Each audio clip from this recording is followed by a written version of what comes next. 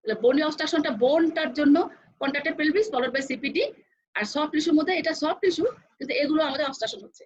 একটা cervical dystocia, একটা হলো ব্রড লিগামেন্ট এবং cervical fibroid impacted ovarian tumour, and হচ্ছে হলো বাইকর্নেট ইউটেরাসের একটা নন গ্র্যাভিড হর্ন, যেখানে প্রেগনেন্ট হয়নি, ওই হর্নটা নিচে নেমে বিলো দ্য প্রেজেন্টিং পার্ট নিচে নেমে টিউমারের মতো করে অবস্ট্রাকশন করছে। এই দুইটা জায়গায় তাহলে ফল্ট ইন দ্য প্যাসেজের মধ্যে একটা বোনি অবস্ট্রাকশন, একটা সফট টিস্যু অবস্ট্রাকশন, তাহলে এগুলো আসবে। হ্যাঁ, আর হচ্ছে ফল্ট ইন দ্য প্যাসেঞ্জার, এখানে কিন্তু পাওয়ারের কোনো সমস্যা নেই, ঠিক আছে, পাওয়ার আছে, spite of good return contraction power ঠিক আছে, কিন্তু প্যাসেজ এবং প্যাসেঞ্জারের সমস্যা, প্যাসেজ এবং প্যাসেঞ্জারের সমস্যা। আগে দেখালাম এগুলো হলো প্যাসেজের সমস্যা, এখন আসলে প্যাসেঞ্জার যে যাবে তার কি কি সমস্যা।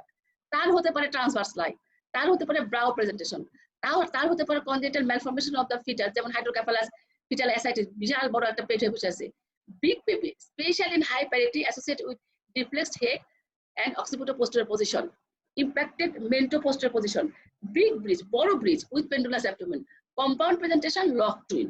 তার মানে সবগুলোই হচ্ছে হলো বাচ্চার ডিফর্মিটি হয়ে এরকম একটা অবস্থা। ট্রান্সভার্স লাই তোমরা জানো, ট্রান্সভার্স লাই হচ্ছে কি, বাচ্চা যদি long axis of the foetus with long axis of the centralised uterus যদি পারপেন্ডিকুলার থাকে তাহলে হচ্ছে তোমার ট্রান্সভার্স লাই। সুজাদিস ব্রাউ প্রেজেন্টেশনটা কি, ব্রাউ হচ্ছে হলো ক্যাফালিক প্রেজেন্টেশনের, হেডের হলো তিনটা প্রেজেন্টেশন ক্যাফালিকের, একটা হচ্ছে হলো অক্সিপুটাল প্রেজেন্টেশন, একটা হচ্ছে হলো ফেস প্রেজেন্টেশন, একটা হচ্ছে ব্রাউ প্রেজেন্টেশন। ব্রাউ হচ্ছে কপালটা, ব্রাউ প্রেজেন্টেশন জায়গাটা ছোট মনে হচ্ছে ব্রাউ, কিন্তু এর অ্যান্টেরোপোস্টেরিয়র ডায়ামিটার সবচেয়ে বেশি, এবং ব্রাউ প্রেজেন্টেশন কখনো নরমাল ডেলিভারি হয় না। হ্যাঁ, এটা খুব ইম্পর্টেন্ট জিনিস। তারপর congenital malformation of the foetus, hydrocephalus বা অ্যাসাইটিস যদি থাকে, অনেক বড় বেবি যদি থাকে, তার সঙ্গে ডিপ্লেস হেড যদি থাকে, অক্সিপুটো-পোস্টেরিয়র পজিশনে যদি অ্যারেস্ট হয়ে যায়, হ্যাঁ, অক্সিপুটো-পোস্টেরিয়র পজিশনে যদি নরমাল ডেলিভারি হয়, কিছু কিছু অ্যারেস্ট হয়। তারপরে হচ্ছে হলো ইম্প্যাক্টেড মেন্টো-পোস্টেরিয়র পজিশন, মানে যদি মেন্টাম যদি সামনের দিকে থাকে, হ্যাঁ, মানে ফেস প্রেজেন্টেশন যদি হয়, ফেসের মেন্টামটা ধরো হেডের সঙ্গে হাত আছে, হেডের সঙ্গে আবার পা এসে ঢুকছে, হ্যাঁ, এরকম হলো কম্পাউন্ড প্রেজেন্টেশন। আর লকড হ্যালো বেবি যদি তোমার ক্যাফালিক হয়, তাহলে দুই মাথার মধ্যে এখানে আটকা যায়, এটার মাথা এটা মাথা আসে এখানে আটকা যায়, সেটা হচ্ছে lock twin.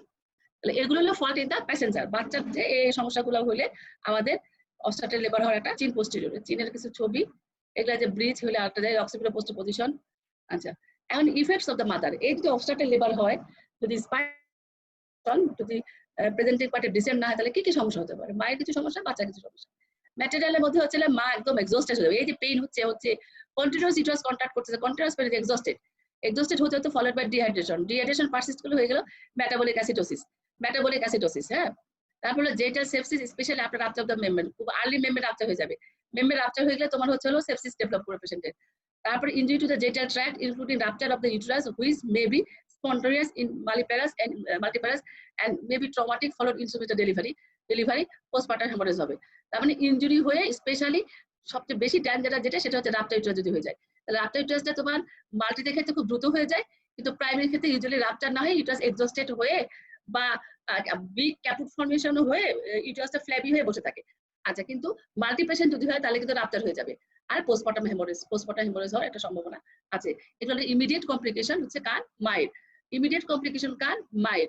Exhausted, dehydration, metabolic acidosis, sepsis, ইনজুরির মধ্যে রাপচার পরে তার কমপ্লিকেশন ডেভেলপ করতে পারে। একটা জেট ইউরিনারি ফিস্চুলা আর একটু ভেজানাল ফিস্চুলা হতে পারে, অথবা ভেরিয়েবল ডিগ্রি অফ ভেজানাল অ্যাট্রেসিয়া, মানে ভেজানাল ল্যাসারেশন হয়ে, ভেজানাল ইনজুরি হয়ে, স্কারিং হয়ে, ফাইব্রোসিস হয়ে ভেজানাল অ্যাট্রেসিয়া ডেভেলপ করে, হ্যাঁ, স্কার ফর্মেশন হয়ে একটু ভেজানালটা ন্যারো হয়ে যায়। Secondary amenorrhoea following the removal of the uterus or due to the Sheehan syndrome, এর হলো সিভিয়ার পিপিএ যদি হয় হয়ে তাহলে শিয়ার সিনড্রোম ডেভেলপ করতে পারে, অথবা সেকেন্ডারি অ্যামনোরিয়া হয় রিমুভাল অফ দ্য ইউটেরাস, কোনো কারণে আমাদের যদি ইউটেরাসকে রিমুভ করতে হয় তাহলে তার জন্য সেকেন্ডারি অ্যামনোরিয়া ডেভেলপ করতে পারে, মানে মেনস্ট্রুয়েশন আর হবে না। হ্যাঁ, বাচ্চার কি হবে, অ্যাসপেক্সিয়া, অ্যাসিডোসিস, ইন্ট্রাক্রানিয়াল হেমোরেজ, ইনফেকশন, সব যত খারাপ জিনিস আছে সবকিছু হতে পারে। অ্যাসপেক্সিয়েটেড বেবি হতে পারে, infection, acidosis followed bye baby তো ডেডই হবে, হ্যাঁ, আলটিমেটলি বেবি ডেডই হবে। এখন চলে আসা হলো clinical feature. What are the clinical feature, how will you diagnose this is a case of obstructed labour. এটা অবস্ট্রাটেড লেবার কিভাবে তুমি ডায়াগনোসিস করবা? Patient is in agony from continuous pain and discomfort and become restless. তাহলে patient খুব restless থাকবে আর খুব অ্যাগনি থাকবে, যে আমার পেইনটা আসবে, এই পেইনটা আসলে আমার তো খুব ব্যথা হবে। ফিচার্স অফ এক্সজস্টন এবং অ্যাসিডোসিস আর ইফিটেন। পেশেন্ট এক্সস্টেড, ডিহাইড্রেশন, কিছু ড্রাই মাউথ হবে, হ্যাঁ, ড্রাই মাউথ হবে, অ্যাসিডন ব্রেথ আসবে, হ্যাঁ, স্মেল পাবা।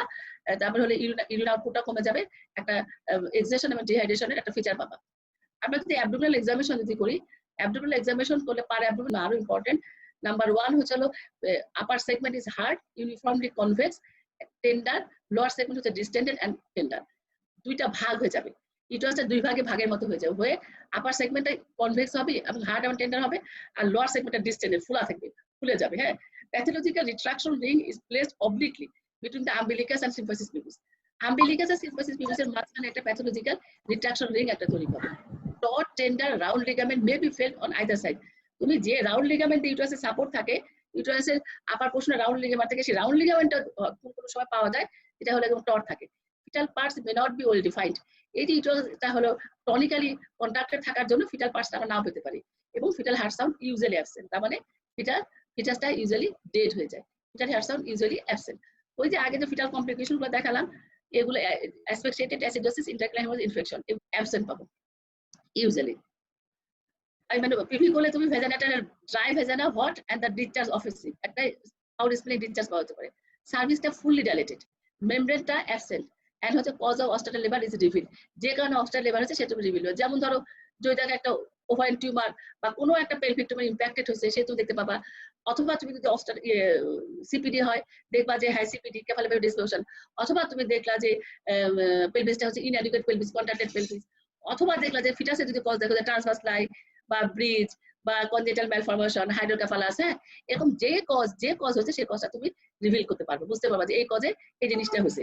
হ্যাঁ, একটা হলো মরবিড অ্যানাটমিক্যাল চেঞ্জ। কি মরবিড অ্যানাটমিক্যাল চেঞ্জ হয়, হয়ে অস্ট্রাশন ডেভেলপ করে এবং পেশেন্টটা এক্সস্টেড হয়ে যায়, তার একটা চেঞ্জ আমরা এখানে লিখে রেখেছি। যেমন ইউটেরাসে কি হবে, ইন কেস অফ অস্ট্রাটাল লিভার যখন হবে, gradual increase in intensity, duration and frequency of uterine contraction.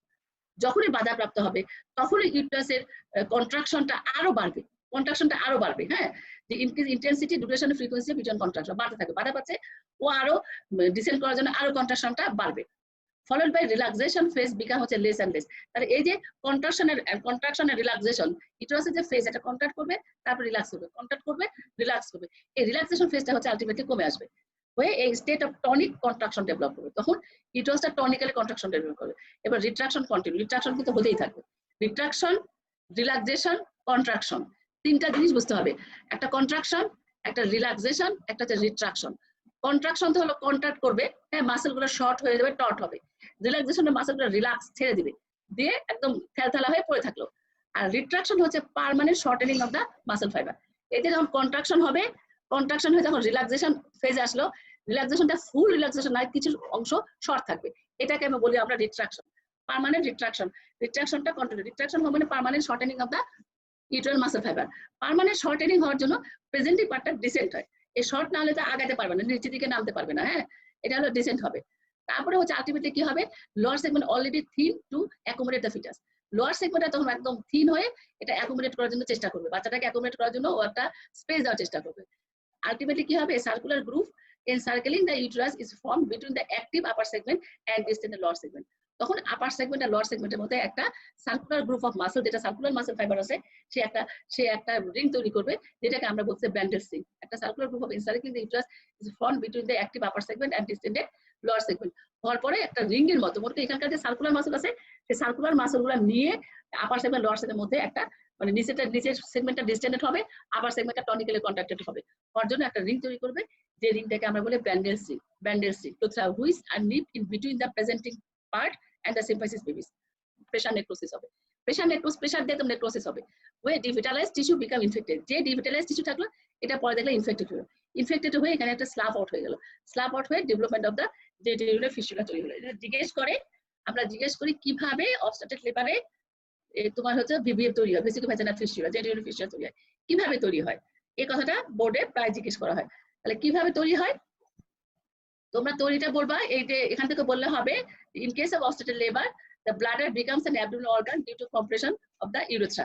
তাহলে urethra for compression জন্য ব্লাডারটা abdominal organ হলো। At the same time the base of the bladder and urethra which is nipped in between the presenting part and the symphysis pubis. এই কথাটা না বললেও হবে, এই কথাটা মনে রাখতে হবে যে বেস অফ দ্য ব্লাডার এবং ইউরেথ্রাটা সামনে সিম্ফাইসিস পিউবিস, পিছনে হলো প্রেজেন্টিং পার্ট, দুইটার মাঝখানে কম্প্রেশন হয়, নিট হয়ে না থাকলে কম্প্রেশন হয়। এই কম্প্রেশন হওয়ার জন্য কি হয়, প্রেসার নেক্রোসিস হয়। প্রেসার নেক্রোসিস হলে তোমার এটা ডেড টিস্যু হয়ে গেল, ডেড টিস্যুগুলো ডিভিটালাইজড টিস্যু ইনফেক্টেড হয়ে স্ল্যাপ আউট হয়ে যায়। এই স্ল্যাপ আউট হয়ে পড়ে যাওয়ার পরে তখন ভেসিকো ভ্যাজাইনাল ফিস্টুলা তৈরি হয়, ইউরেথ্রোভ্যাজাইনাল ফিস্টুলা বা ভেসিকো ভ্যাজাইনাল ফিস্টুলা তৈরি হয় ইন কেস অফ অবস্ট্রাকটেড লিভার। অবস্ট্রাল লেবারের এই কমপ্লিকেশনটা প্রিভেন্ট করার জন্য আমরা গ্রাসরুট লেভেল থেকে লোকজনকে তৈরি করছি যে আমরা হসপিটালে তো খালি যদি ম্যান পাওয়ার ঠিক মতো থাকে, জনগণ যদি ঠিক মতো আমাদের সঙ্গে, এই ধরনের কমপ্লিকেশন আর হবে না, হওয়ার দরকার পড়বে না। আচ্ছা, অ্যান্টিনেটালে আমরা কি করতে পারি? In case of antenatal period, intelligent selection of case likely to develop the obstructed labour and give the appropriate management. খুব সোজা। আমরা WHO যে আমাদের অ্যান্টিনেটাল চেকআপ দিছে অ্যাটলিস্ট 4 চেকআপ, 4টা চেকআপ। 4টা চেকআপে যে চেকআপ করবে সে 5 সিপির সঙ্গে সঙ্গে আমাদের কি দেখবে? আমাদের প্রেজেন্টিং পার্টটা দেখবে, ফিটাসের সাইজটা দেখবে, বা প্রেজেন্টেশনটা দেখবে, লাইটা দেখবে। এখন যদি আমি শুরুতেই দেখি যে এটা একটা ট্রান্সভার্স লাইট, আমি যদি দেখি একটা ব্রিজ প্রেজেন্টেশন, হ্যাঁ, আবার আমার যদি মনে হয় যে এটার বেবির সাইজটা অনেক বিগ সাইজ বেবি, হ্যাঁ, অথবা অন্য কোনো ম্যাল প্রেজেন্টেশন বা অন্য কোনো ইনভেস্টিগেশনে কোনো কনজেনিটাল অ্যানোমালি আসছে, তাহলে আমি পেশেন্টটাকে অ্যাপ্রোপ্রিয়েট ম্যানেজ হসপিটাল ডেলিভারির জন্য তাকে অ্যাডভাইস করলাম। তাহলে তারা এটা হলো না, গেল 1 নাম্বার। 2 নাম্বার হচ্ছে intranatal period, during the time of labour pain. Patient যখন লেবার পেইন নিয়ে চলে আসলো, ওই সময় যদি আমরা কন্টিনিউয়াস ভিজিটেন্স থাকি, আমরা যে পার্টোগ্রাফটা ইউজ করি, যে পার্টোগ্রাফটা দেখালাম কালকে তোমাদেরকে, ইউজ করি, টাইমলি যদি ইন্টারভেনশন করি, আমার যদি অ্যাক্টিভ মানে পার্টোগ্রাফের যে তোমার হলো অ্যাক্টিভ লাইনটা আছে, ওতে অ্যাকশন লাইনের উপর আসলে, অ্যাকশন লাইন ক্রস করে আসলে আমরা কিন্তু সঙ্গে সঙ্গে তার সেই ব্যবস্থায় চলে যাব। তাহলে কিন্তু আমাদের একটু দেখায়নি, পার্টোগ্রাফিক্যালি যদি লেবারটাকে মনিটর করি, পার্টোগ্রাফিক্যালি যদি মনিটর করি, এই অ্যালার্ট লাইটের উপর পার্টোগ্রাফটা শুরু করলাম, অ্যালার্ট লাইটে ক্রস করে যদি এদিকে আসতে থাকে, অ্যাকশন লাইনের উপর চলে আসে, তাহলে যদি আমরা অ্যাকশন নিয়ে নিই, তাহলে কিন্তু আমাদের পেশেন্টের আর অবস্ট্রাল লেবার তৈরি হবে না, হয়ে ওরকম কমপ্লিকেশন যাবে না। তার মানে আমাদের বেসিক একটা জিনিস হচ্ছে যে আমরা পার্টোগ্রাফিক্যালি সব ডেলিভারি যদি পার্টোগ্রাফের আন্ডারে আনতে পারি, তাহলে কিন্তু আমাদের অনেক complication, prolong labour, obstructed labour, rupture uterus, এগুলো সবগুলো থেকে কিন্তু আমরা রক্ষা পাবো। বুঝছো, এগুলো সবকিছু থেকে আমরা কিন্তু তখন রক্ষা ভালো করে কিন্তু পড়া শিখতে হবে, হ্যাঁ, বোঝা শিখতে হবে। আমি কিন্তু আগেও পড়াইছি, গতকালকে বললাম, আজকে আবার একটু বলতেছি, এটা ভালো করে পার্টোগ্রাফটা বুঝবা, পার্টোগ্রাফে কি কি আছে, কি কি কম্পোনেন্ট। আচ্ছা, এখানে একটা জিনিস, সেটা হলো পার্টোগ্রাফে যে আমরা পিভি করি, আমরা প্রথমে পিভি করলাম, পিভি করে দেখলাম সার্ভিক্স 3 সেন্টিমিটার ডাইটেশন হচ্ছে, তাহলে কি আমরা পার্টোগ্রাফটা প্লট করবো না। যখন সার্ভিসটা 4 সেন্টিমিটার ডাইটেশন হবে, তখন আমরা অ্যাক্টিভ লাইনের উপরে পার্টোগ্রাফটা প্লট করা শুরু করবো, যে অ্যাক্টিভ লেবার আসছে, অ্যাক্টিভ লেভেলে প্লট করা শুরু করলাম। এবং এর পরবর্তীতে আমরা কিন্তু 4 ঘন্টা পর পর পিভি করি, 4 ঘন্টা পর পর পিভি করে তারপর আমরা দেখবো যে আমাদের normal progress of the labour যা হওয়া সেটা হচ্ছে কিনা, বা অ্যাক্টিভ লাইনকে ক্রস করে অ্যাকশন লাইনের উপর আসতেছে কিনা। অ্যাকশন লাইনের উপর আসলে তখন আমরা একটা অ্যাকশন নিয়ে নিব। এন্ড টাইমলি ইন্টারভেনশন, তুমি যদি টাইমলি ইন্টারভেনশন করতে পারো, যে আমি যখনই দেখেছি progress of the labour properly হচ্ছে না, প্রোগ্রেসটা ঠিক মতো হচ্ছে না, স্লো প্রোগ্রেস হচ্ছে, তখন যে ইন্টারভেনশন হওয়ার কথা সেটা যদি নেই, তাহলে অবস্ট্রাল লেবার কিন্তু হবে না। কোনো হসপিটাল ডেলিভারি কিন্তু কোনো অবস্ট্রাল লেবার হয় না। হসপিটালে একটা রোগী ভর্তি আছে, লেবার পেন নিয়ে আসছে, সেই রোগী কিন্তু কখনো অবস্ট্রাল লেবার হয় না। অবস্ট্রাল লেবার সেই পাইটা ইন্ট্রামাসকুলার, একটা পেশেন্ট আমার অবস্ট্রাল লেবার নিয়ে আমার কাছে আসে। এখন হচ্ছে, আগেটা ছিল হলো প্রিভেনশন, যে আমি এইভাবে প্রিভেন্ট করতে পারবো, অ্যান্টিনেটাল পিরিয়ডে প্রিভেন্ট করতে পারবো, ইন্টারনেটাল পিরিয়ডে প্রিভেন্ট করতে পারবো। অ্যান্টিনেটাল পিরিয়ডে আমি ডিসিশন নিতে পারবো এই পেশেন্টটা অবস্ট্রাল লেবার হতে পারে, এই হসপিটাল ডেলিভারি হবে, এই পেশেন্টটাকে সিজার করতে হবে, এই পেশেন্টটা নরমাল ডেলিভারি আমি ট্রায়াল দিতে পারবো, অন পার্টোগ্রাফিক্যালি পার্টোগ্রাফ প্লট করে আমি ট্রায়াল দিতে পারবো। সেটা আমি অ্যান্টিনেটাল পিরিয়ডে যদি ডিসিশন নিতে পারি, তাহলে আর আমার সমস্যা হবে না। এখন পেশেন্ট যদি তোমার অবস্ট্রাল লেবার নিয়ে আসে, diagnosis this is the case of obstructed labour, আমরা পার অ্যাবডোমেন এক্সামিনেশন করলাম, পার ভ্যাজানাল এক্সামিনেশন করে দেখলাম এটা হচ্ছে একটা অবস্ট্রাল লেবার। তাহলে অবস্ট্রাল লেবার নিয়ে আসলে আমরা তখন কি করবো, patient is should be sedated by intramuscular pethidine. কারণ পেশেন্ট খুব এক্সস্টেড, পেশেন্ট ডিহাইড্রেট থাকে, এক্সস্টেড থাকে, টায়ার্ড থাকে, ওর একটা বিশ্রামের দরকার। এবং প্রত্যেকটা পেইনের জন্য সে অ্যাগনি, যে হাই বাপরে এখন পেইনটা আসবে, আসলে তোমার জানটা বের হওয়ার মতো হবে, সেই জন্য তাকে আমরা ইন্ট্রামাসকুলার প্যাথেটিন দিয়ে সিলেক্ট করে ফেলবো, নাম্বার 1। নাম্বার 2 হচ্ছে ওর যে ডিহাইড্রেশন কিট অ্যাসিডোসিস ফর্মেশন হয়েছে, সেটা should be corrected by the Ringer lactate solution. At least 3 litre of Ringer lactate solution আমরা দিয়ে দেবো পেশেন্টটাকে, ওর ডিহাইড্রেশনটা আর হচ্ছে কিট অ্যাসিডোসিসটা কারেকশন করার জন্য 3 লিটার রিঙ্গাল ল্যাক্টেজ সলিউশন দিয়ে দেবো। এই পেশেন্টটা ধরো যে মেমব্রেন রাপচার হয়েছে, বাড়িতে ছিল, অনেকবার পিভি করছে, মানুষ হাতাহাতি করছে, তার একটা ইনফেকশন হওয়ার পসিবিলিটি খুব বেশি, সেজন্য আমরা একটা অ্যাপ্রোপ্রিয়েট অ্যান্টিবায়োটিক, আমরা এখন ব্রড স্পেকট্রাম অ্যান্টিবায়োটিক যা হসপিটাল সাপ্লাই থাকে সেটা আমরা দিয়ে দিই। যদি ব্লাড গ্রুপিং ক্রস ম্যাচিং করা না থাকে, তাহলে আমরা ব্লাড গ্রুপিং এবং এক ব্যাগ ব্লাড ক্রসিং করার জন্য, অথবা অ্যাকর্ডিংলি পেশেন্ট যেরকম অ্যানিমিয়া সেই তুলনায় ব্লাডের একটা ডিমান্ড দিয়ে দিলাম। এই vaginal swab is taken stand for the কাজ অ্যাসেসিবিলিটি। যেহেতু পরবর্তীতে কি পিউপার সেপসিস হওয়ার একটা সম্ভাবনা থাকে, আমি যে অ্যান্টিবায়োটিক দিয়েছি সেটা রাইট অর নাও হতে পারে, এই অ্যান্টিবায়োটিকে সেন্সিটিভ নাও থাকতে পারে, সেজন্য একটা যদি হাই ভ্যাজানাল সোয়াব পাঠাতে পারি, তাহলে পরবর্তীতে সেন্সিটিভ টেস্ট করে যেটা আসবে সেটা আমি সেই হিসাবে ম্যানেজ করতে পারলে আমাদের জন্য সুবিধা হবে। এখন আসলে আমাদের হলো ডেফিনিটিভ ম্যানেজমেন্ট। এই যে অবস্ট্রাকশন হয়েছে, অবস্ট্রাকশনটাকে আমরা কিভাবে রিলিফ করবো, কারণ রিলিফ না করলে পেশেন্টের অবস্থা খারাপ।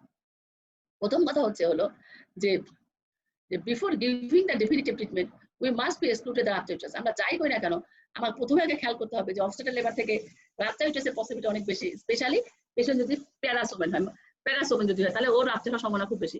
তাহলে ওর যদি রাপচার হওয়ার সম্ভাবনা বেশি থাকে তাহলে আমি আগে এক্সক্লুড করবো যে রাপচার ইউটারাস কিনা, রাপচার হয়ে গেছে কিনা। রাপচার যদি না হয়ে থাকে তখন আমার ডিসিশন হবে যে এটাকে আমি ভ্যাজানাল ডেলিভারি করাবো নাকি এটা আমি সিজার সেকশনে চলে যাবো।